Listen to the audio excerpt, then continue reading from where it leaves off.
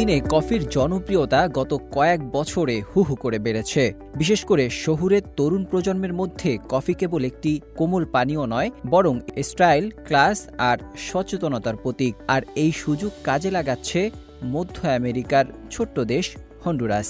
2023 সালে চীন ও হন্ডুরাসের মধ্যে কূটনৈতিক সম্পর্ক স্থাপিত হওয়ার পর থেকেই শুরু হয় বাণিজ্যের এক নতুন অধ্যায়। এই পরিশ্রম সফল হচ্ছে। 2025 সালের ফেব্রুয়ারিতে হন্ডুরাসের কর্তৃপক্ষ ঘোষণা দেয় চীনে 2 মিলিয়ন কেজি কফি রফতানি করা হবে, যা সরাসরি উপকার আনবে 4,500-এরও বেশি ক্ষুদ্র চাষিকে। হন্ডুরাসের মোট রপ্তানির প্রায় অর্ধেক যায় যুক্তরাষ্ট্রে, কিন্তু সম্প্রতি শুল্ক নিয়ে চলমান অনিশ্চয়তা দেশটিকে চীনের মতো আরও স্থিতিশীল ও বৈচিত্র্যময় বাণিজ্যিক অংশীদার খুঁজতে বাধ্য করেছে।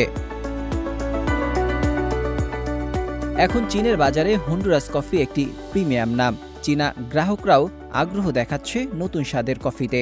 একটি নতুন কূটনৈতিক সম্পর্ক কিভাবে দুই দেশের সাধারণ মানুষের জীবনে বাস্তব পরিবর্তন আনতে পারে তার এক উজ্জ্বল উদাহরণ হন্ডুরাসের কফি রপ্তানি। এখন দেখার বিষয় এই কফির সুগন্ধ ভবিষ্যতে দুই দেশের সম্পর্ক কতটা সুগভীর করে তোলে। নাজমুল হক রাইয়ান, সিএমজি বাংলা।